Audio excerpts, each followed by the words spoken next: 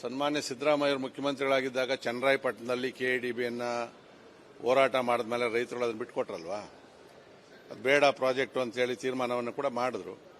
ಇದು ಯಾಗೋ 15 ವರ್ಷಗಳ ಹಿಂದೆ ಆಗ 5 ಟೌನ್ಶಿಪ್ಗಳನ್ನು ಮಾಡಬೇಕು, ಅದರಲ್ಲಿ ಬಿಡದಿ ಒಂದು ಅಂತೇಳಿ ಹಿಂದಿನ ಸರ್ಕಾರಗಳು ಮಾಡಿತ್ತು. ಅದಾದಮೇಲೆ ಸುದೀರ್ಘವಾದಂಥ ಅವಧಿಯಲ್ಲಿ ಏನೂ ಕೂಡ ಮಾಡದೆ ಅಲ್ಲಿ ಇವತ್ತು ಸಾಕಷ್ಟು ವ್ಯವಸಾಯವನ್ನು ಮಾಡ್ತಾ ಇದ್ದಾರೆ. ಏನು ನಮ್ಮ ವೃಷಭಾವತಿ ನದಿ ನೀರಲ್ಲಿ ಹೋಗಿ ಬೈರಮಂಗಲ ಜಲಾಶಯದಲ್ಲಿ ತುಂಬಿ ನೀರು ಕಲುಷಿತ ಇದ್ರೂ ಕೂಡ ಅಂತರ್ಜಲದಿಂದ ಸಾಕಷ್ಟು ಬೆಳೆಗಳನ್ನು ಬೆಳೀತಾ ಇದ್ದಾರೆ. ಇದನ್ನು ಇವತ್ತು ಪ್ರತಿಷ್ಠೆಯಾಗಿ ತಗೊಳ್ಳೋದು ಬೇಡ, ಅದರಲ್ಲಿ ಇಬ್ಬರು ತಗೊಳ್ಳೋದು ಬೇಡ. ಅದರಲ್ಲಿ ಸನ್ಮಾನ್ಯ ಸಿದ್ದರಾಮಯ್ಯವರು ಮುಖ್ಯಮಂತ್ರಿಗಳಾಗಿದ್ದಾಗ ಚನ್ನರಾಯಪಟ್ಟಣದಲ್ಲಿ ಕೆಇಡಿಬಿಯನ್ನು ಹೋರಾಟ ಮಾಡಿದ್ಮೇಲೆ ರೈತರು ಅದನ್ನು ಬಿಟ್ಕೊಟ್ರಲ್ವಾ. ಅದು ಬೇಡ ಪ್ರಾಜೆಕ್ಟು ಅಂತೇಳಿ ತೀರ್ಮಾನವನ್ನು ಕೂಡ ಮಾಡಿದ್ರು.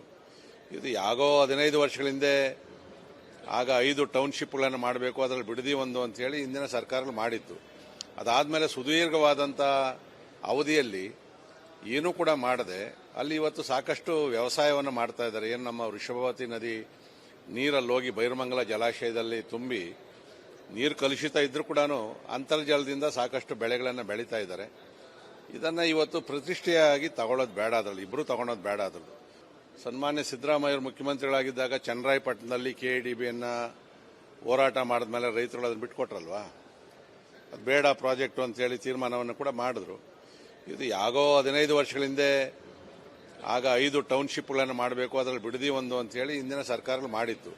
ಅದಾದಮೇಲೆ ಸುದೀರ್ಘವಾದಂಥ ಅವಧಿಯಲ್ಲಿ ಏನೂ ಕೂಡ ಮಾಡದೆ ಅಲ್ಲಿ ಇವತ್ತು ಸಾಕಷ್ಟು ವ್ಯವಸಾಯವನ್ನು ಮಾಡ್ತಾ ಇದ್ದಾರೆ. ಏನು ನಮ್ಮ ವೃಷಭಾವತಿ ನದಿ ನೀರಲ್ಲಿ ಹೋಗಿ ಬೈರಮಂಗಲ ಜಲಾಶಯದಲ್ಲಿ ತುಂಬಿ ನೀರು ಕಲುಷಿತ ಇದ್ರೂ ಕೂಡ ಅಂತರ್ಜಲದಿಂದ ಸಾಕಷ್ಟು ಬೆಳೆಗಳನ್ನು ಬೆಳೀತಾ ಇದ್ದಾರೆ.